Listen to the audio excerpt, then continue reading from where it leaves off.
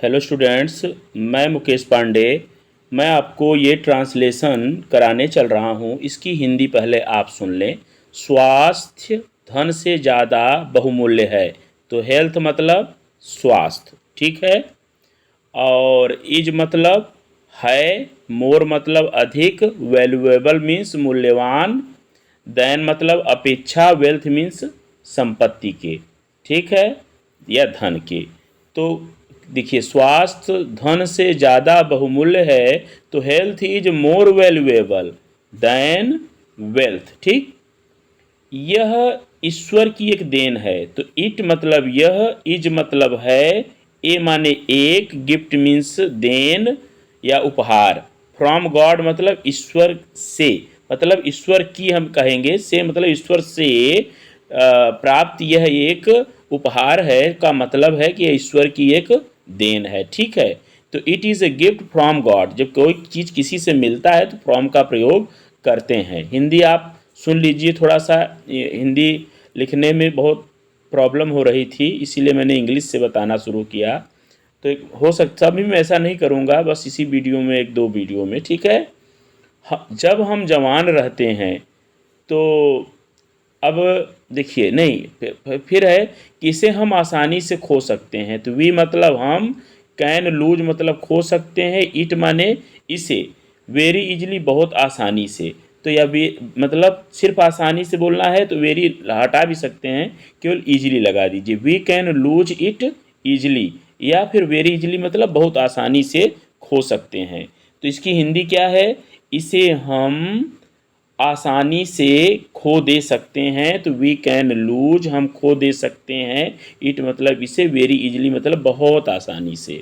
When मतलब जब, we मतलब हम, आर यंग मीन्स जवान, जब हम जवान होते हैं। इसका हिंदी हुआ जब हम जवान होते हैं। वी रिमेन तो हम रहते हैं, रिमेन माने रहना, और या स्टे, वी रिमेन हम रहते हैं, हेल्दी मीन्स स्वस्थ, तो हम स्वस्थ रहते हैं।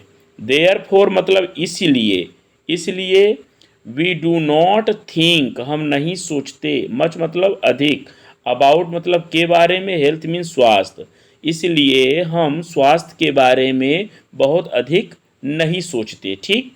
वी वी आर ऑफेन मतलब हम प्रायः, केयरलेस मीन्स लापरवाह होते हैं, अबाउट इट इसके बारे में, किसके बारे में? स्वास्थ्य के बारे में, ठीक। तो आइए आगे आते हैं यहाँ से। अब देखिए क्या है कि बैड, बैड हैबिट्स का मतलब बुरी आदतें, ठीक है।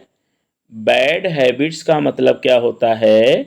बुरी आदतें, ठीक। बैड हैबिट्स बुरी आदतें। स्पॉयल मीन्स बर्बाद करती हैं, बिगाड़ देती हैं। और हेल्थ मीन्स हमारे स्वास्थ्य को। तो बैड हैबिट्स बुरी आदतें, स्पॉयल बिगाड़ देती हैं, और हेल्थ हमारे स्वास्थ्य को, ठीक।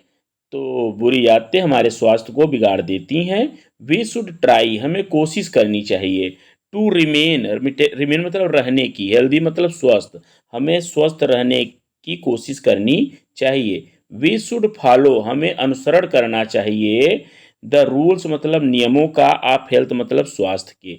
तो हमें स्वास्थ्य के नियमों का क्या करना चाहिए? पालन करना चाहिए। वी शुड ईट गुड हमें अच्छा, एंड सिंपल फूड और सादा भोजन, हमें अच्छा और सादा भोजन करना चाहिए। सादा भोजन को समझिए तो न्यूट्रिशियस फूड, हाँ। वी शुड नेवर हमें कभी नहीं, ईट खाना चाहिए, टू मच अत्यधिक, तो हमें अत्यधिक नहीं खाना चाहिए।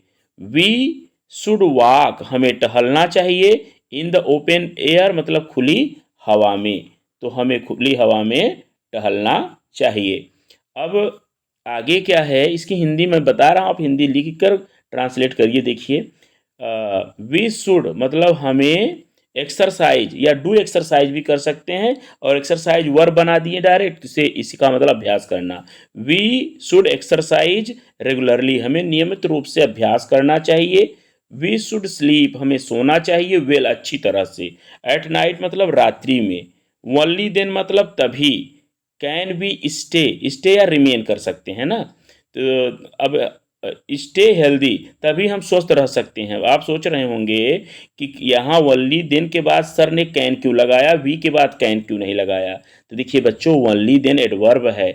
एडवर्ब के बाद जानते हैं वर्ब लगाना, ये इन्वर्सन का रूल कहता है, बहुत अच्छा प्रभाव डालने के लिए ऐसा किया जाता है। बाकी आप we can stay healthy only then आप ऐसा प्रयोग कर सकते हैं, लेकिन ओनली देन लगा है इसके साथ यहाँ कैन मतलब सब्जेक्ट से पहले कैन लगाना, जैसे नेवर के साथ, सेल्डम के साथ, सो के साथ, ये सब एडवर्ब हैं। तो जब ये आ जाए शुरू में ना, तो वर्ब आप सब्जेक्ट से पहले लगा दीजिए, बहुत बढ़िया प्रभाव इसका पड़ता है सेंटेंस पर। तो इसी के साथ मैं इस वीडियो को ओवर कर रहा हूँ। समझ में आएगा तो लाइक करिएगा।